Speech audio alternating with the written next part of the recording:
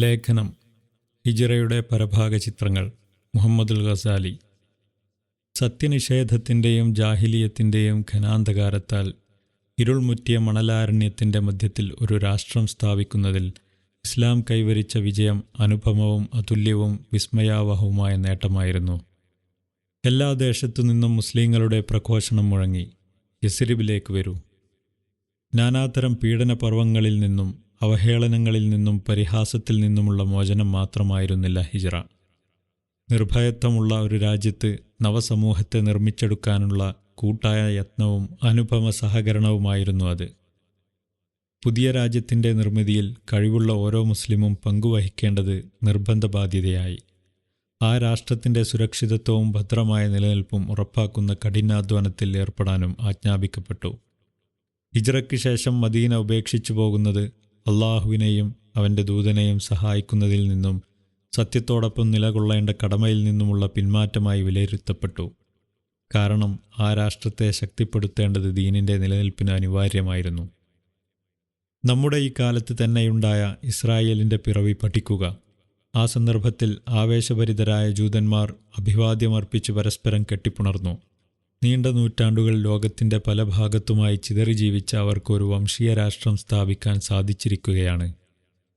ഈ രാജ്യം സ്ഥാപിക്കാനും നാനാദിക്കുകളിൽ നിന്നും ഇസ്രായേലിൽ കുടിയേറിപ്പാർക്കാനും അവർ കാണിച്ച ആവേശം നാം നിഷേധിക്കുന്നില്ല. എന്നാൽ ഇക്കാലത്തെ ജൂതന്മാർ ചെയ്തതും തടസ്സമില്ലാതെ പ്രബോധന പ്രവർത്തനങ്ങൾ തുടരാനും രാഷ്ട്രം സ്ഥാപിക്കാനുമായി മുസ്ലിങ്ങൾ യസ്രിബിലേക്ക് ഹിജ്റ പോയതും തമ്മിൽ വലിയ അന്തരമുണ്ട്. അറബികളുടെ ഛിദ്രതയും അശ്രദ്ധയും ബലഹീനതയും മുതലെടുത്തുകൊണ്ടാണ് ജൂതന്മാർ വന്നത്. ഇസ്ലാമിനോടും മുസ്ലിങ്ങളോടും നിതാന്ത ശത്രുതയും പ്രതികാരവാജ്ഞയും പുലർത്തുന്ന പാശ്ചാത്യ രാഷ്ട്രീയ ഭൂമികയിൽ നിലയുറപ്പിച്ച് അവർ ഗൂഢതന്ത്രങ്ങൾ മെനഞ്ഞു. ലോകം മുഴുവൻ പണം കൊണ്ടും ആയുധം കൊണ്ടും സ്വാധീനം കൊണ്ടും ഫലസ്തീനെ ആക്രമിക്കാനൊരുമ്പെട്ടു.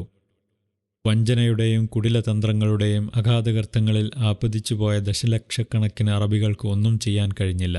അറബ് രാജാക്കന്മാരാവട്ടെ പാവങ്ങളായ അറബ് ജനതയെ വഞ്ചിച്ചു കൊണ്ടുമിരുന്നു. ഒടുവിൽ സംഭവിച്ചതോ, ജൂതന്മാരുടെ ഒരു വംശീയ രാഷ്ട്രം സ്ഥാപിതമായി. പുതിയ ജൂതരാഷ്ട്രത്തിലേക്ക് കുടിയേറാനുള്ള ആഹ്വാനം ലോകമെങ്ങും മുഴങ്ങി. നവജൂതരാഷ്ട്രത്തെ ആളും അർത്ഥവും നൽകി പിന്തുണക്കാൻ ലോകരാഷ്ട്ര നായകന്മാർ ഉറുമ്പിട്ടിറങ്ങി. ഇനി മറ്റൊരു ചിത്രം. തങ്ങൾക്കുള്ളതെല്ലാം അള്ളാഹുവിന് സമർപ്പിച്ച ഒരു സംഘം ആളുകൾ. ഭൗതിക താൽപ്പര്യങ്ങൾക്ക് അവരുടെ ഹൃദയങ്ങളിൽ അശേഷം ഇടമില്ലായിരുന്നു. തങ്ങളുടെ സമ്പത്തും സൗകര്യങ്ങളും അത്യുന്നതമായ ആദർശത്തിനു വേണ്ടി അവർ ത്യജിച്ചു. തങ്ങൾ ആശ്ലേഷിച്ച ഉദാത്തമായ ആദർശത്തിൻ്റെ ഭാവിയിൽ തങ്ങളുടെ ഭദ്രമായ ഭാവിയും സുരക്ഷിത ജീവിതവും എന്നവർ വിശ്വസിച്ചു.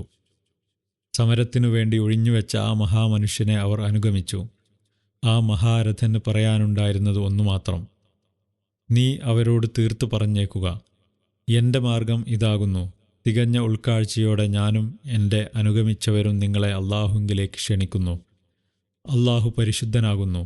ബഹുദൈവാരാധകരുമായി എനിക്ക് യാതൊരു ബന്ധവുമില്ല. യൂസുഫ് 108. ആത്മജ്ഞാനികൾ പ്രേമിക്കുകയും ഹൃദയത്തിലിടം നൽകി ഓമനിക്കുകയും ഗ്രന്ഥങ്ങളുടെ താളുകളിൽ പൂർണ്ണതയുടെ പരകോടി പ്രാപിച്ച നഗരമെന്ന് വാഴ്ത്തുകയും ചെയ്യുന്ന മദീന ആദ്യകാല മുഹാജിറുകൾ നിർമ്മിച്ചതാണ്. ഔന്നത്യത്തിലും പ്രഭാപ്രസരത്തിലും മലക്കുകളോട് കിടപിടിക്കുന്ന സൃഷ്ടിശ്രേഷ്ഠരായി മനുഷ്യരെ മാറ്റാൻ ദൃഢവിശ്വാസത്തിനും ഈമാനിനും കഴിയുമെന്ന് അവർ ലോകത്തിന് കാണിച്ചു കൊടുത്തു.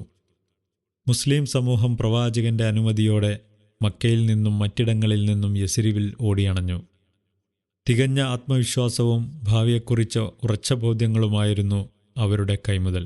സുഖസന്തോഷങ്ങളോടെ തൻ്റെ വീട്ടിൽ സുരക്ഷിതനായി ജീവിക്കുന്ന ഒരു വ്യക്തി, അയാളുടെ നാട്ടിലെ മണ്ണിൽ അയാളുടെ കുടുംബങ്ങളുടെ വേരുകൾ ആഴ്ന്നിറങ്ങിയിരിക്കുന്നു. ആ താൽപ്പര്യങ്ങളെല്ലാം കൈയൊഴിച്ചും സമ്പത്തും സൗകര്യങ്ങളുമെല്ലാം ത്യജിച്ചും കച്ചവടവും വ്യവഹാരങ്ങളുമെല്ലാം ഉപേക്ഷിച്ചും രാജ്യം വിടാൻ നിർബന്ധിക്കപ്പെടുക. സർവം വിട്ടെറിഞ്ഞു പോകുന്ന ആ യാത്രയിൽ എന്തും സംഭവിക്കാം. കൊള്ളയടിക്കപ്പെടാം, കവർച്ചയ്ക്ക് വിധേയനാവാം, വഴിയിൽ ജീവിതം തന്നെ ഒടുങ്ങിയെന്നും വരാം. അജ്ഞാതമായ ഭാവിയിലേക്കാണ് ആ യാത്ര. ഏതെല്ലാം സങ്കടക്കടലാണ് അയാൾക്ക് നീന്തേണ്ടി വരിക, ഏതെല്ലാം ദുഃഖപർവങ്ങളാണ് താണ്ടേണ്ടി വരിക. ഇതൊരു വ്യക്തിയുടെ സാഹസിക സഞ്ചാരമാണെങ്കിൽ ആളുകൾ തീർച്ചയായും പറയും, വിഡ്ഢിയായ സാഹസികൻ. തൻ്റെ കുട്ടികളെയും കുടുംബത്തെയും കൂട്ടി നാടുനീളെ തെണ്ടുകയാണ്. എല്ലാം അറിഞ്ഞുകൊണ്ടു തന്നെയാണോ ദുരിതക്കടൽ താണ്ടിയുള്ള ഈ യാത്ര? എന്നാൽ അവർക്കറിയില്ല, പർവ്വതത്തേക്കാൾ ഘനമുള്ളതും ശക്തവുമായ വിശ്വാസമാണ് ഈമാനാണ് അയാളെ പ്രചോദിപ്പിക്കുന്നത്. അതൊരു ഭ്രാന്തമായ ആവേശമോ ഉന്മാദിയുടെ വിളയാട്ടമോ അല്ല. ആരിലുള്ള ഈമാൻ എന്നറിയാമോ?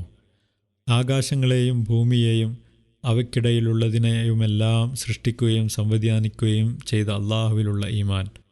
ഈ വൈതരണികൾ മുറിച്ചു കടക്കാൻ ഒരു വിശ്വാസിക്കല്ലാതെ സാധിക്കില്ല. ഭീരുവും ചഞ്ചലചിത്തനുമായ വ്യക്തിക്ക് അത് കഴിയില്ല. അത്തരക്കാരെക്കുറിച്ചാണ് ഖുർആൻ പറഞ്ഞത്. നിങ്ങൾ നിങ്ങളെ തന്നെ നശിപ്പിക്കണമെന്നോ സ്വവസതികൾ വിട്ടുപോകണമെന്നോ നാം അവരോട് ആജ്ഞാപിച്ചിരുന്നുവെങ്കിൽ അവരിൽ കുറച്ചുപേർ മാത്രമേ അപ്രകാരം പ്രവർത്തിക്കുമായിരുന്നുള്ളൂ. അന്നിസ 66. ആരവങ്ങൾ അടങ്ങിയ മക്ക. എന്നാൽ മക്കയിൽ മുഹമ്മദിന് ചുറ്റും കൂടിയ, മുഹമ്മദിൽ നിന്ന് വിശ്വാസത്തിൻ്റെ വെളിച്ചം കൊളുത്തിയെടുത്ത ആ മഹത് വ്യക്തിത്വങ്ങൾ ഇസ്ലാമിന് ഭദ്രമായ ഭാവിയും നിങ്ങൾക്ക് സുരക്ഷിത ജീവിതവും പ്രദാനം ചെയ്യുന്നിടത്തേക്ക് പ്രയാണം ചെയ്യൂ എന്ന ആഹ്വാനം കേട്ട മാത്രയിൽ യാത്രയാരംഭിച്ചു. ജനനിബിഡമായിരുന്ന മക്കയിലെ വസതികൾ ആളൊഴിഞ്ഞും ജനം ഇരമ്പിയാർത്ത മക്കയിലെ തെരുവീഥികളും കടകളും വിജനമായി കിടക്കുന്നതുമാണ് പിന്നെ മുശ്രിക്കുകൾ കണ്ടത്. ഉത്ബയും അബ്ബാസും അബൂജഹലും പൂട്ടിക്കിടക്കുന്ന ആമിർ ബിൻ റബിയായുടെ വസതിക്ക് മുന്നിലൂടെ കടന്നുപോയി. ഗൃഹനായകനും അയാളുടെ ഭാര്യയും അന്ധനായ സഹോദരനും എല്ലാം സ്ഥലം വിട്ടിരിക്കുന്നു. ആൾപ്പാർപ്പില്ലാതെ നിലത്ത് വീണുകിടക്കുന്ന വാതിലിൻ്റെ പഴുതിലൂടെ വീശിയടിച്ച കാറ്റിൻ്റെ മർമ്മരം കേട്ട ഉത്ബത്ത്, ഒരു കാലത്ത് ശാന്തി കളിയാടിയ ഏതു വീടും ദുരന്തവും നാശവും ഏറ്റുവാങ്ങാൻ വിധിക്കപ്പെട്ടതാണ്. ആളൊഴിഞ്ഞു, അരങ്ങൊഴിഞ്ഞു. അബൂജഹൽ അബ്ബാസിനോട്, നിങ്ങളുടെ സഹോദരപുത്രൻ്റെ പണിയാണിത്. നമ്മുടെ സംഘശക്തി അവൻ തകർത്തു, ബന്ധങ്ങൾ ഛിന്നഭിന്നമാക്കി, കുടുംബത്തെ കണ്ണികൾ അവൻ അറുത്തുമാറ്റി. താഗൂത്തുകളുടെ രൗദ്രഭാവം ഇത് പറയുമ്പോൾ അബൂജഹലിൻ്റെ മുഖത്ത് കാണാമായിരുന്നു. അവർ കുറ്റങ്ങളെല്ലാം ചെയ്ത് പാപഭാരം മറ്റുള്ളവരുടെ ചുമലിൽ ചാർത്തുന്നു. മർദ്ദിതരെ അടക്കി ഭരിക്കുന്നു. അവർ വഴങ്ങാൻ കൂട്ടാക്കുന്നില്ലെങ്കിൽ ആദർശധീരരായ ആ വിശ്വാസികളാണ് സർവ്വക്കുഴപ്പങ്ങൾക്കും കാരണമെന്ന് ആരോപിക്കുന്നു. അബൂസലമയും ഭാര്യയും അവരുടെ കുഞ്ഞും മുഹാജിറുകളുടെ ആദ്യ സംഘത്തിലുണ്ടായിരുന്നു. അവർ പുറപ്പെടാനൊരുങ്ങിയപ്പോൾ ഭാര്യാബന്ധുക്കൾ അബൂസലമയോട്, നീ ഞങ്ങളെ തോൽപ്പിച്ചു കടന്നുകളയുകയാണല്ലേ? നിന്റെ ഭാര്യ ഉമ്മു സലമ എന്തു കണ്ടിട്ടാണ് മക്ക വിട്ടുപോകാൻ ഞങ്ങൾ അവളെ അനുവദിക്കേണ്ടത്? ഭാര്യയെ ബലാത്കാരം അവർ പിടിച്ചുകൊണ്ടുപോയി.